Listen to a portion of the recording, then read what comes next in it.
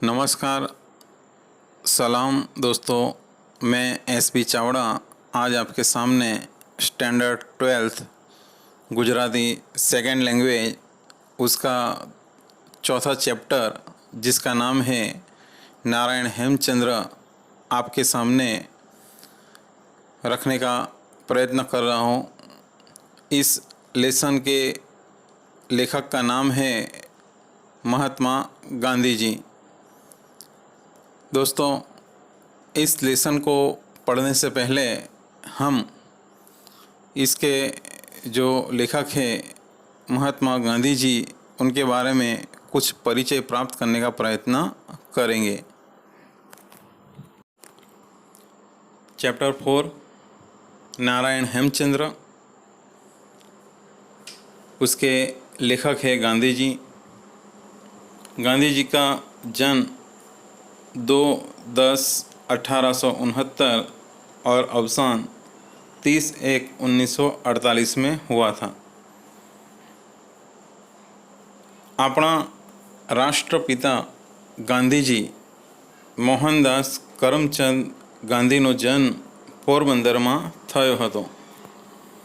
રાજકોટ તેમજ ભાવનગરમાં અભ્યાસ કર્યા પછી ઇંગ્લેન્ડમાંથી બેરિસ્ટરની પદવી મેળવી હતી। વકીલાતના વ્યવસાય માટે તેઓ આફ્રિકા ગયા। ત્યાં ભારતીયોના હકોના રક્ષણ માટે સત્યાગ્રહનો આરંભ કર્યો। આફ્રિકાથી ભારત આવ્યા। ભારતમાં સ્વાતંત્ર્ય આંદોલનોનું નેતૃત્વ લીધું। અસ્પૃશ્યતા નિવારણ તેમજ ખાદી અંગે રચનાત્મક કાર્યો કર્યા। હરિજન, નવજીવન, યંગ ઇન્ડિયા આદિ પત્ર સામયિકોનું લેખન સંપાદન કર્યું। એમનું જીવન જ પ્રજાજીવનનો સંદેશ દસ્તાવેજ બની રહ્યો। હિન્દ સ્વરાજ, ખરી કેળવણી, કેળવણીનો કોયડો, નીતિનાશને માર્ગે, ત્યાગમૂર્તિ અને બીજા લેખો તેમના નોંધપાત્ર પુસ્તકો છે। તેમની સત્યના પ્રયોગો અથવા આત્મકથાનો વિશ્વની ઘણી ભાષાઓમાં અનુવાદ થયો છે। તેમના સઘળા લખાણો ગાંધીજીનો અક્ષરદેહ નામની ग्रंथ श्रेणी में संग्रहाय है। दोस्तों, यहाँ पर हमारे जो राष्ट्रपिता गांधी जी हैं उनका जो परिचय दिया है, तो आप सब लोग जानते ही होंगे कि राष्ट्रपिता गांधी जी ने किस प्रकार से सत्याग्रह आंदोलन चलाया और हमारे देश को आज़ादी दिलाई। उन्होंने ऐसे बहुत से ऐसे सत्याग्रह किए जिसमें उन्होंने सफलता प्राप्त की और इसी कारण से आज वो हमारे देश के राष्ट्रपिता के नाम से पूजे जाते हैं। उन्होंने कई पत्र पत्रिकाओं का संचालन किया, जैसे कि हरिजन, नवजीवन, यंग इंडिया।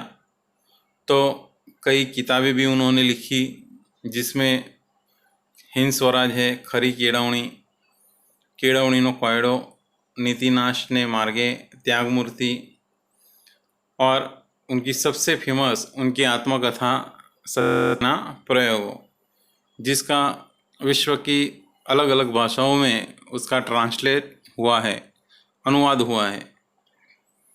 और उनके ज़्यादातर जो उन्होंने जो लिखा था उसका एक संग्रह है जिसका नाम है गांधी जी नो अक्षरदेह।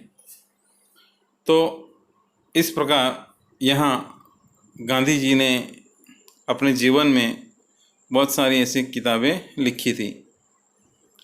ये जो लेसन है नारायण हेमचंद्र, इसमें नारायण हेमचंद्र के बारे में उनका जो परिचय है, उनका जो कैरेक्टर है, उसे समझाने का प्रयत्न किया है।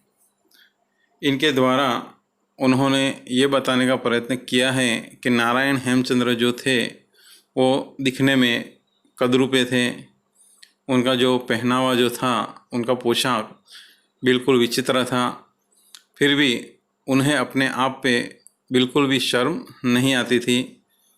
उनका मानना ये था कि जो महापुरुष लोग होते हैं वो दूसरों के कपड़े नहीं बल्कि उनका हृदय, उनका मन देखते हैं।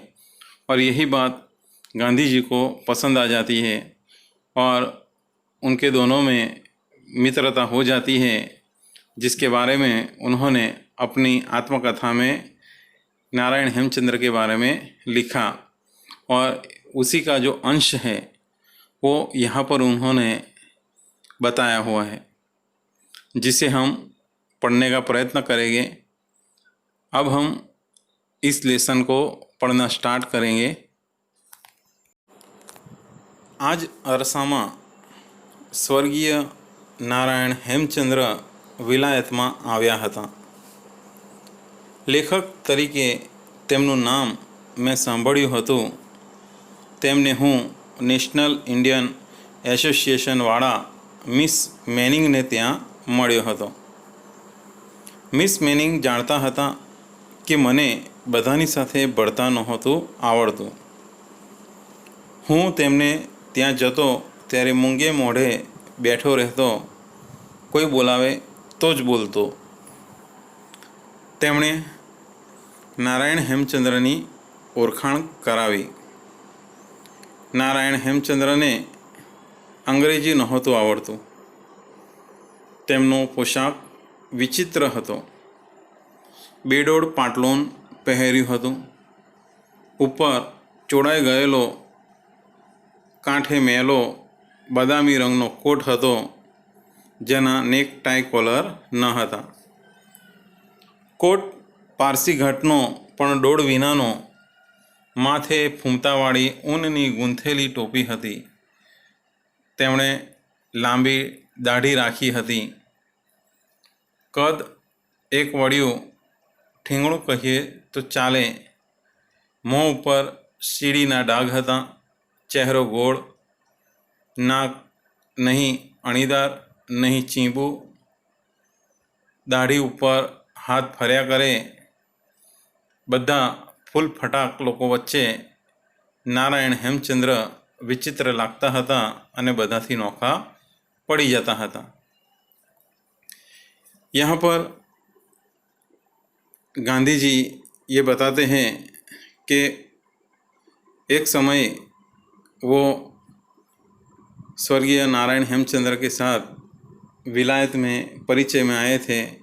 कहते हैं कि उन्होंने उनका नाम लेखक के रूप में सुना हुआ था और उनका जो मिलाप है वो मिस मैनिंग के यहाँ हुआ था. मिस मैनिंग जानते थे कि गांधी जी जो है उनको लोगों के साथ मिलना जुलना आता नहीं था और चुपचाप एक तरफ बैठे रहते. कोई उन्हें बुलाता तभी वो बोलते थे. और उसी समय उन्होंने नारायण हेमचंद्र की जो पहचान है वो गांधी जी से कराई. गांधी जी यहाँ पर बताते हैं कि नारायण हेमचंद्र जो थे उन्हें इंग्लिश यानी कि अंग्रेजी आता नहीं था. उनका जो पोशाक था वो भी विचित्र था. उन्होंने अलग प्रकार का पैंट और जो कोट पहना था वो भी गंदा मैला बादामी रंग का, जिसके टाई कॉलर नहीं थे और पारसी ढब का वो कोट था और सर पर जो फूमता लगाए हुए उनकी जो गूंथी हुई टोपी उन्होंने पहनी थी और उनकी दाढ़ी भी बहुत लंबी थी.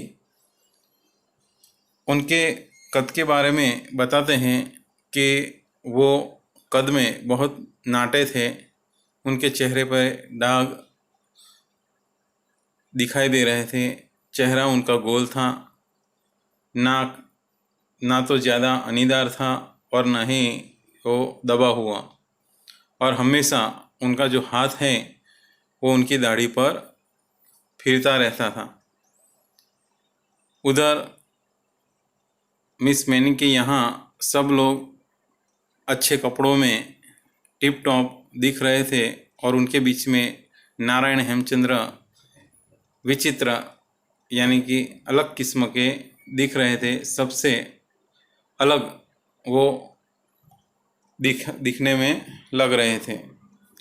नोखा पड़ी जगह यानी अलग लगना। આપનું નામ મેં બહુ સાંભળ્યું છે, આપના કઈ લખાણો પણ વાંચ્યા છે, આપ મારે ત્યાં આવશો? નારાયણ હેમચંદ્રનો સાદ ભાંભરો હતો। તેમણે હસમુખે ચહેરે જવાબ આપ્યો, તમે ક્યાં રહો છો? સ્ટોર સ્ટ્રીટમાં। ત્યારે તો આપણે પડોશી છીએ। મારે અંગ્રેજી શીખવું છે, તમે મને શીખવશો? મેં જવાબ આપ્યો, જો આપને કંઈ મદદ કરી શકું તો રાજી થાઉં। મારાથી બનતી મહેનત જરૂર કરીશ। આપ કહો તો હું આપને ત્યાં આવીશ। ના ના, હું જ તમારે ત્યાં આવીશ। મારી કને પાઠમાળા છે તે હું लेतो आविश। यानी यहाँ पर जब गांधी जी उनसे मिले तो उन्होंने कहा कि मैंने आपका नाम बहुत सुना है और आपके कई किताबें मैंने पढ़ी हैं, क्या आप मेरे घर पर आओगे? तो उन्होंने हंसते चेहरे जवाब दिया कि आप कहाँ रहते हो? तो गांधी जी बताते कि स्टोर स्ट्रीट में। तो फिर हम पड़ोसी हुए। मुझे अंग्रेजी सीखना है, आप मुझे सिखाओगे? तो गांधी जी ने कहा कि अगर मैं आपकी कुछ मदद कर सकूं तो उसमें मुझे बहुत खुशी होगी और मुझसे बनती जितनी भी मेहनत होगी वो मैं ज़रूर करूँगा। अगर आप कहो तो मैं आपके यहाँ आकर आपको सिखाऊंगा। ये सुनकर उन्होंने कहा कि नहीं नहीं, मैं खुद ही आपके घर पर आ जाऊंगा और मेरे पास शब्दकोश यानी डिक्शनरी भी है जो मैं साथ लेकर आऊँगा। અમે વખત મુકર્રર કર્યો। અમારી વચ્ચે ભારે સ્નેહગાંઠ બંધાઈ। નારાયણ હેમચંદ્રને વ્યાકરણ મુદ્દલ નહોતું આવડતું। ઘોડો ક્રિયાપદ બને ને દોડવું નામ બને આવા વિનોદી દાખલા તો મને કેટલાય યાદ છે, પણ નારાયણ હેમચંદ્ર મને પી જાય તેવા હતા। મારા અલ્પ વ્યાકરણથી એ કાંઈ મોહી જાય તેવા ન હતા। તેમને વ્યાકરણ ન આવડે તેની શરમ તો હતી જ નહીં। હું કંઈ તમારી જેમ નિશાળમાં શીખ્યો નથી। મને મારા વિચારો જણાવવામાં વ્યાકરણની જરૂર નથી જણાઈ। જુઓ, તમને બંગાળી આવડે છે? મને તો બંગાળી આવડે છે। હું બંગાળમાં ફર્યો છું। મહર્ષિ દેવેન્દ્રનાથ ટાગોરના પુસ્તકોનો તર્જુમો તો ગુજરાતી પ્રજાને મેં જ આપ્યો છે ને। મારે તો ઘણી ભાષામાંથી ગુજરાતી ભાષાને યાની કે ગુજરાતી પ્રજાને તર્જુમા આપવા છે। તે કરવામાં હું શબ્દાર્થને નથી વળગતો।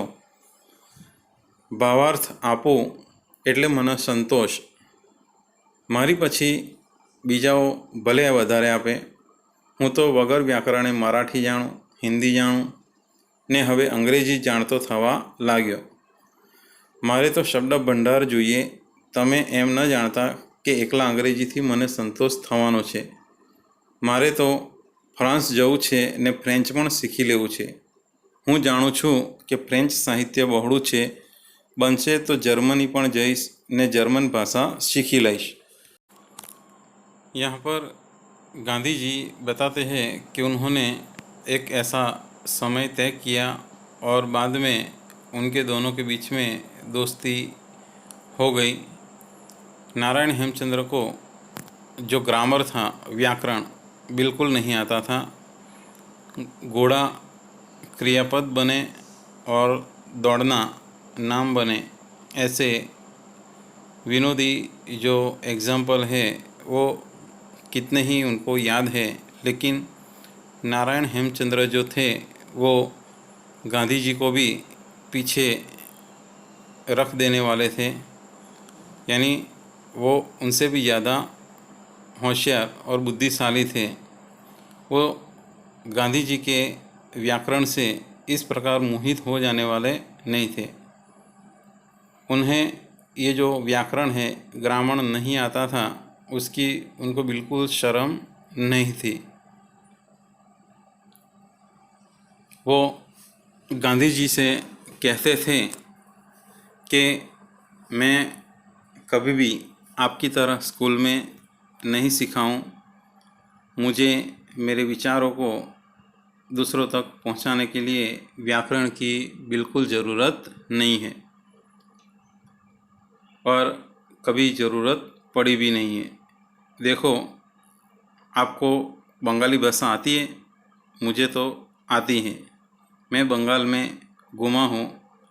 महर्षि देवेंद्रनाथ टैगोर के किताबों का जो अनुवाद है, ट्रांसलेट है, वो मैंने गुजराती में करके प्रजा को दिया है। मुझे तो और भी कई भाषाओं में से गुजराती प्रजा को अनुवाद करके देने हैं और उसके लिए मैं कभी शब्दार्थ को कभी पकड़ता नहीं हूँ, सिर्फ भावार्थ को ही पकड़ता हूँ और उसी में मुझे संतोष है। फिर भले दूसरे लोग ज़्यादा उसको मान दें, लेकिन मैं तो बिना व्याकरण के मराठी जानता हूँ, हिंदी जानता हूँ और अब अंग्रेजी को जानने के लिए आया हूँ। मुझे तो सिर्फ शब्द भंडार चाहिए। आप ये न ही मानते, यानी ये मत मानो कि सिर्फ मुझे अंग्रेजी पढ़ने से संतोष प्राप्त हो जाएगा। मुझे तो फ्रांस जाना है और फ्रेंच भाषा भी सीखनी है, क्योंकि मुझे पता है कि फ्रेंच साहित्य जो है वो बहुत ज़्यादा बड़ा है और अगर कोशिश रही तो मैं जर्मनी में भी जाऊंगा और जर्मन भाषा શીખूँगा। આમ નારાયણ હેમચંદ્રની ધારા ચાલતી જ રહી। ભાષાઓ જાણવાનો અને મુસાફરી કરવાનો તેમનો લોભ અપાર હતો। ત્યારે તો તમે અમેરિકા જવાના જ, જરૂર। એ નવી દુનિયા જોયા વિના હું પાછો જાઉં કે? પણ તમારી પાસે એટલા બધા પૈસા ક્યાં છે? મારે પૈસાનું શું કામ? મારે ક્યાં તમારા જેવી ટાપટીપ કરવી છે? મારે ખાવું કેટલું ને પહેરવું કેટલું? મારા પુસ્તકોમાંથી કંઈક મળે છે તે અને થોડું મિત્રો આપે તે બસ થઈ જાય। હું તો બધે ત્રીજા વર્ગમાં જ જનારો રહ્યો। अमेरिका डेकमा जैस।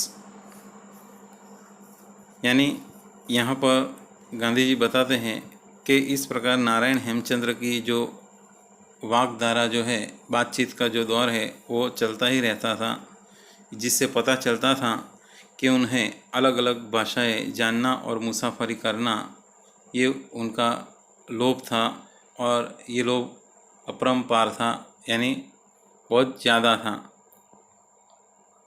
और इसीलिए गांधी जी कहते थे कि फिर तो आप अमेरिका ज़रूर जाएंगे। तो वो कहते कि हाँ, उस दुनिया को बिना देखे मैं कभी वापस नहीं आऊँगा। तो गांधी जी बताते हैं कि आपके पास इतने पैसे हैं? तो वो कहते हैं कि मुझे पैसे की क्या ज़रूरत है, मुझे आपकी तरह टिप टाप नहीं करनी है, मुझे तो सिर्फ खाना और पहनना बस थोड़ा सा ही चाहिए। मेरे किताबों में से जो पैसे मिलते हैं और थोड़े आप जैसे जो मित्र हैं वो देते हैं, वो उसी में मैं वहाँ अमेरिका में चला जाऊँगा। और वैसे भी मैं तीसरे दर्जे में मुसाफरी करने वाला इंसान अमेरिका में तो थर्ड क्लास की टिकट लेकर जाऊँगा। નારાયણ હેમચંદ્રની સાદાઈ તો તેમની પોતાની જ હતી, તેમની નિખાલસતા પણ તેટલી જ હતી। અભિમાનનું નામ નહોતું, પોતાની લેખક તરીકેની શક્તિ વિશે જોઈએ તેના કરતાં પણ વધારે વિશ્વાસ હતો. અમે રોજ મળતા. અમારી વચ્ચે વિચાર તેમજ આચાર સામ્ય ઠીક હતું. બંને અન્ન આહાર કરનારા હતા. બપોરના ઘણી વેળા સાથે જમીએ. આ મારો અઠવાડિયાના 17 શિલિંગમાં રહેવાનો ને સ્વયં પાક કરવાનો કાળ હતો. શિલિંગ યાની એક પ્રકારનો ત્યાંનો પૈસો. હું કોઈ વેળા તેમની કોટડીએ જાઉં, તે કોઈ વેળા મારી કોટડીએ આવે. હું અંગ્રેજી ઢબની રસોઈ કરું, તેમને દેશી ઢબ વિના સંતોષ જ ન વળે. દાળ જોઈએ જ. હું ગાજર ઇત્યાદિનો સૂપ બનાવું, તેથી મારી દયા ખાય. તેમણે મગ ક્યાંકથી શોધી કાઢ્યા હતા. એક દિવસ મારે સારું મગ રાંધીને લાવ્યા ને મેં અત્યંત સ્વાદથી ખાધા. પછી તો અમારે આવી આપલે કરવાનો વ્યવહાર વધ્યો.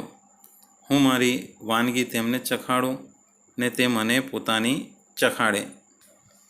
यानी यहाँ पर गांधी जी कहते हैं कि नारायण हेमचंद्र की जो सादगी थी वो उनकी अपनी खुद की थी. वो जितने निखालस थे उतने ही वो निरभिमान थे. यानी उनके अंदर अभिमान बिल्कुल नहीं था. और अपनी लेखक के रूप की जो उनकी जो शक्ति थे उनके बारे में लेखक को विश्वास था. और गांधी जी बताते हैं कि इस प्रकार नारायण हेमचंद्र और वो हर रोज़ मिलने लगे. उनके बीच में विचारों का आदान प्रदान होने लगा और दोनों अन्न का आहार करने वाले थे. यानी दोनों साथ में ही खाना खाते थे.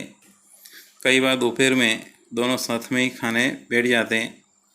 और ये गांधी जी का एक सप्ताह में 17 शिलिंग यानी 17 शिलिंग एक प्रकार के पैसे हैं. उन पैसों में रहने का और स्वयं ही खाना बनाने का समय था.